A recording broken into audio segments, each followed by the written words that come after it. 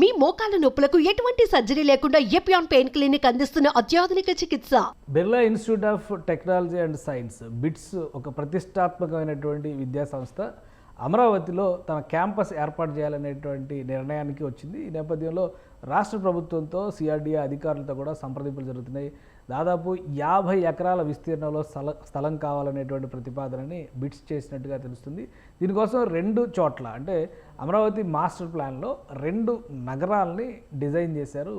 ఒకటి education city, మరొకటి అంటే విద్యానగరం, ఇంకొకటి నాలెడ్జ్ సిటీ అని 2 వేరువేరుగా ప్లాన్ చేశారు. ఇప్పుడు ఎడ్యుకేషన్ సిటీ పరిసర ప్రాంతాల్లో అంటే విట్ అలానే ఎస్ఆర్ఎం, అమృత యూనివర్సిటీ వంటి సంస్థలకి అక్కడే ల్యాండ్ అలాట్మెంట్ చేశారు.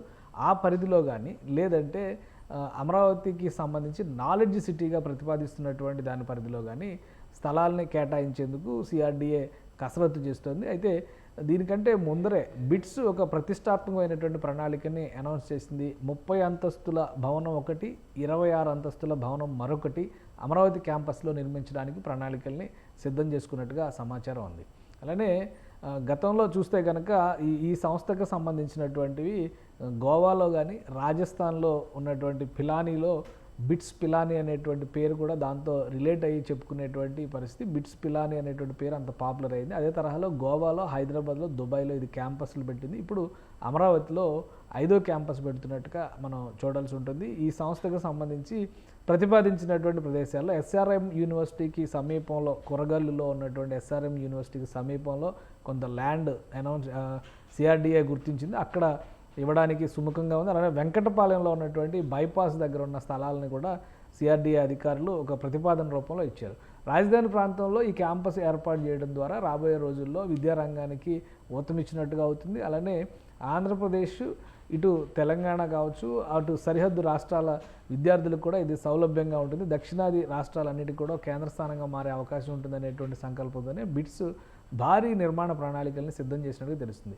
ఒకటి 30 అంతస్తులు, మరొకటి 26 అంతస్తుల భవనాలను ఇక్కడ నిర్మించాలి. అలానే ల్యాండ్ ఫైనలైజేషన్ని వచ్చే వారంలో చేసేటువంటి అవకాశం ఉంది. దీనికి సంబంధించి బిట్స్ ప్రతినిధులు కూడా అమరావతిలో పర్యటించబోతున్నట్టుగా తెలుస్తుంది.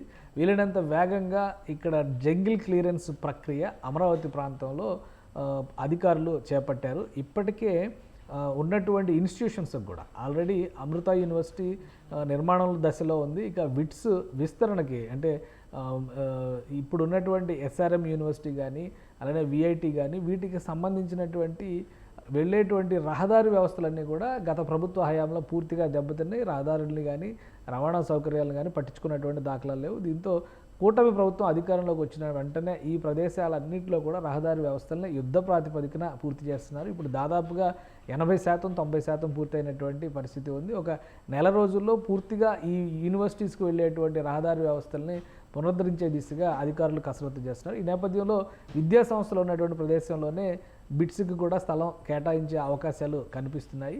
వీలైనంత వేగంగా ఈ రహదారి వ్యవస్థను కంప్లీట్ చేయడంతో పాటు రాబోయేటువంటి రోజుల్లో 16,000 కోట్ల రూపాయలతో అమరావతి నగరంలో ప్రతిపాదించినటువంటి రహదారులకు సంబంధించిన అన్ని పనుల్ని దశల వారీగా ప్యాకేజీల రూపంలో విడివిడిగా చేపట్టాలనేటువంటి ఆలోచనతో సిఆర్డీఏ ఉంది. దీనికి సంబంధించినటువంటి టెండర్లను కూడా అతి త్వరలోనే రిలీజ్ చేసేటువంటి అవకాశం ఉంది. అయితే కనుక జనవరి నాటికి టెండర్లు ఫైనల్ చేస్తే నిర్మాణ పనులు, రహదారుల నిర్మాణ పనులు మరింత వేగవంతం అయ్యేటువంటి అవకాశం ఉంటుంది. కాబట్టి అప్పుడు అమరావతి నగరానికి ఒక రూపురేఖలు రావడానికి ఛాన్సెస్ ఉంటాయి. ఈ క్రమంలో ఇప్పుడు విద్యా సంస్థలో ఉన్నటువంటి ప్రదేశంలోనే బిట్స్ సంస్థ ఏర్పాటు అవుతుందా, లేదంటే సీడాక్సిస్ రోడ్డు వైపు ఉన్నటువంటి స్థలాల్లో నాలెడ్జ్ సిటీ వైపు మరలుతుందా అనేది ఆసక్తికరంగా మారింది.